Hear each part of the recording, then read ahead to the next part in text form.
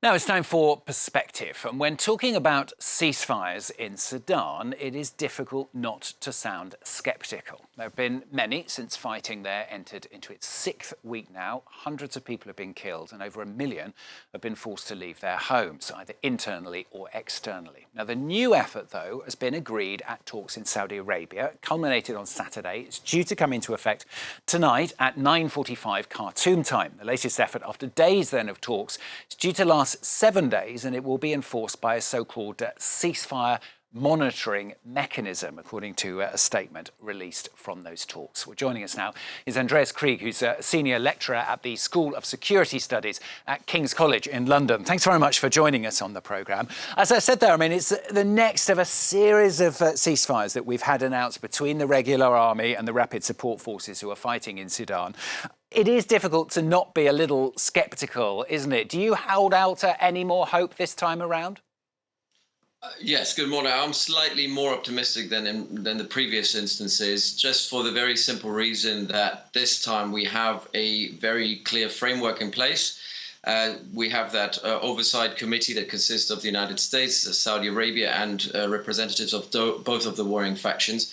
But yes, the problem here is, and I think why we should be just very carefully optimistic here, is that the fact is this is a ceasefire. This is not not a start to a peace negotiation or a way of trying to find a solution to the conflict. This is merely a ceasefire for humanitarian reasons. And the big problem that we've had in the past is that there is relatively little buy-in into what is negotiated on the strategic level by representatives, for example, in Saudi Arabia, and by what is being conducted in terms of operations on the ground across Sudan. And that's particularly true for the Rapid Support Forces, the RSF, which is a militia group which is very heterogeneously and hierarchically organized, which means it's very difficult to actually exercise command and control. So, I'm a bit more optimistic, but also saying that after a week or so, this fighting will very, very likely resume, because we haven't had a real proper solution, or nothing has been done in terms of addressing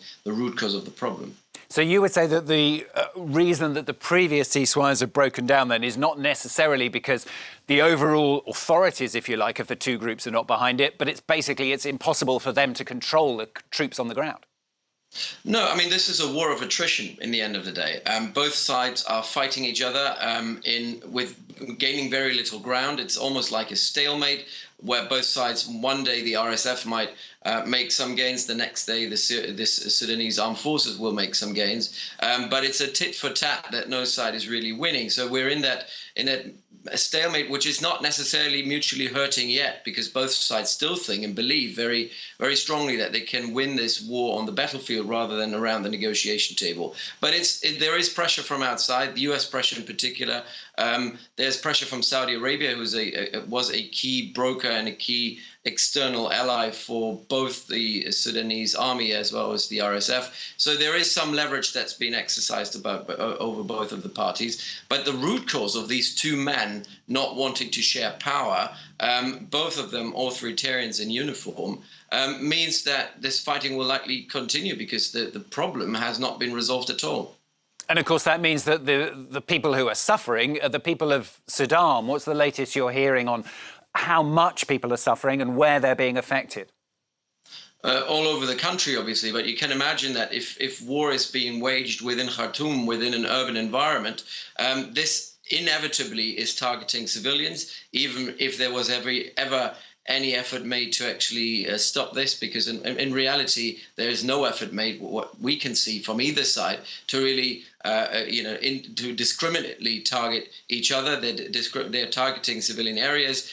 We've had shelling from both sides, but obviously the Sudanese armed forces have air force. They have an air force. They've got aircrafts, and they target civilians. But we've had a lot of fighting in Darfur as well,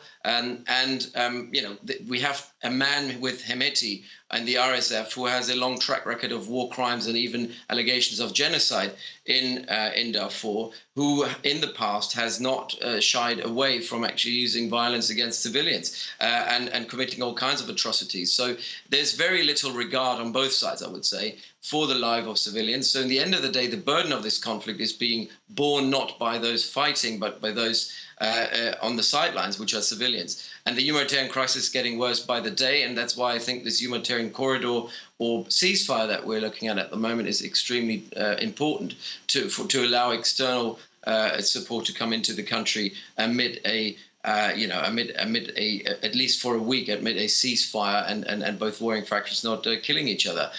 But in the end of the day, this is a severe humanitarian crisis, and we need the global public attention to make sure that this will come to an end. How much difference could it actually make? I mean, as you say, the truce is very much about humanitarian help and getting that help in. In reality, a 7-day truce isn't going to make that much difference, is it?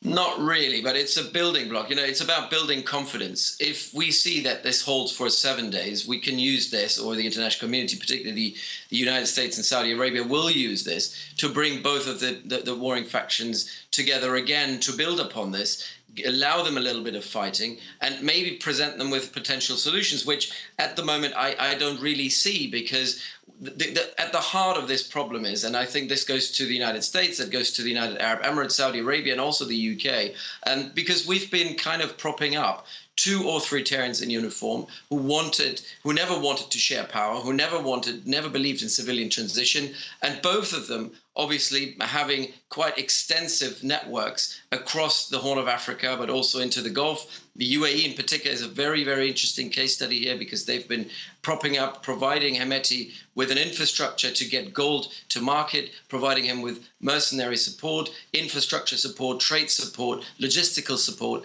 and thereby creating the belief on both sides of the warring factions in Sudan that they can win this war. And now that leverage is not used very effectively, because obviously the infrastructure is already in place, and both of them are very much propped up. They're empowered. They feel empowered as well to continue fighting. So the key issue here is that these two people are not the solution to the problem of governance in Sudan. So, we need to come up with probably a third party that can bring these two warring factions together and make sure that the military and the RSF are integrated under civilian control. And that is and should still be the overall goal, and the goal that neither the Saudis nor the Emiratis nor the Americans have actually worked towards.